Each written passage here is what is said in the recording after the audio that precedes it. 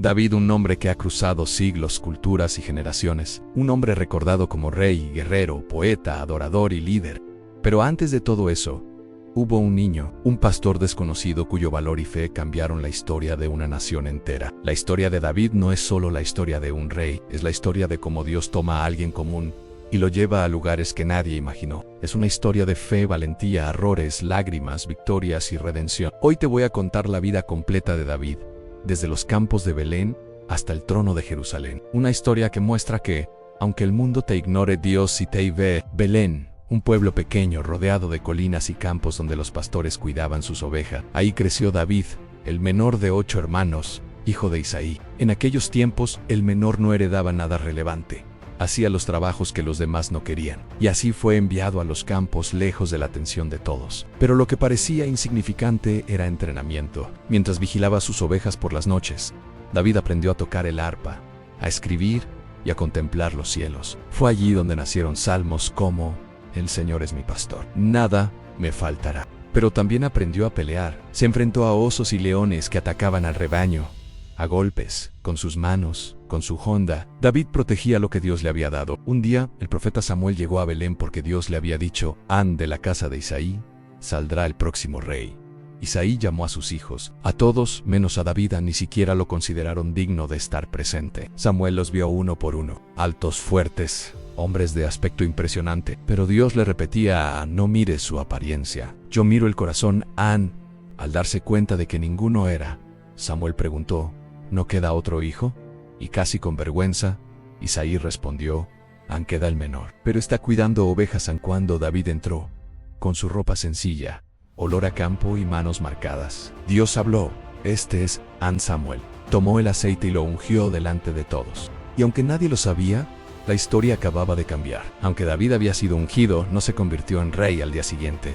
Volvió a los campos, volvió a su rutina. Así trabaja Dios, te da la promesa, pero te entrena antes de cumplirla. Mientras tanto, el rey Saúl comenzó a sufrir tormento espiritual. Sus consejeros recomendaron traer a un músico que tocara para él. Y alguien dijo: conozco a un joven pastor, valiente y talentoso, que toca el arpa como nadie. David fue llamado al palacio, y su música calmaba al rey. Sin saberlo, estaba conociendo el lugar donde un día gobernaría. Dios siempre te hace caminar primero por el lugar donde te va a poner. Israel estaba en guerra con los filisteos, y en medio del valle se levantaba el Goliat, un guerrero gigantesco, cubierto de metal, que gritaba insultos contra Israel y contra Dios. Durante 40 días, nadie se atrevió a enfrentarlo.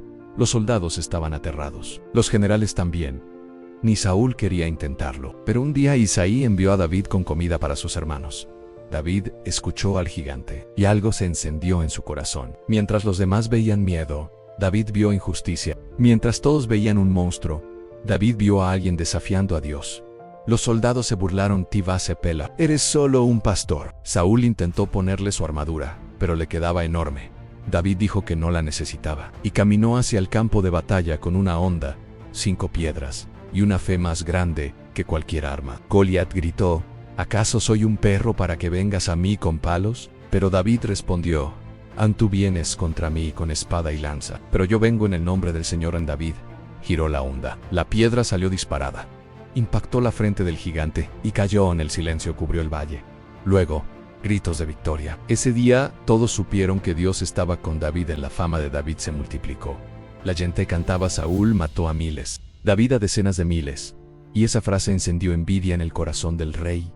Saúl pasó de amarlo a temerlo, de admirarlo a querer matarlo. Saúl arrojó una lanza para matarlo mientras tocaba el arpa. David tuvo que huir. Y así comenzó la parte más dolorosa de su vida: ser perseguido por el hombre al que jamás quiso hacer daño. David huyó a cuevas, montañas, bosques. Vivió como un fugitivo. Pero en ese tiempo, Dios formó en él carácter y humildad.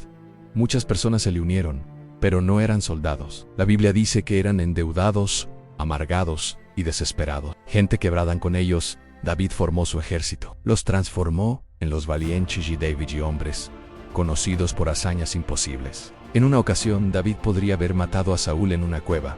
El rey estaba vulnerable, cualquiera lo habría llamado oportunidad. Pero David dijo: no tocaré al ungido de Dios, porque un corazón conforme a Dios nunca construye su destino sobre la caída del otro. Finalmente, Saúl murió en batalla, y el pueblo proclamó a David rey en primero de Judá. Luego de toda Israel conquistó Jerusalén y la hizo capital, una ciudad que hasta hoy es símbolo espiritual para el mundo. Trajo el arca del pacto y unió a las tribus, restauró el culto, escribió salmos que aún hoy tocan corazones, pero aunque Dios lo exaltó, David seguía siendo humano. En tiempos de guerra David no salió a la batalla, se quedó en su palacio, y desde su azotea vio a una mujer bañándose en Betsabé. David la mandó llamar, cometió adulterio, y para ocultarlo hizo que su esposo Urías muriera en batalla. Fue uno de los momentos más oscuros de su vida. Dios envió al profeta Natán, quien le contó una historia que reveló su pecado.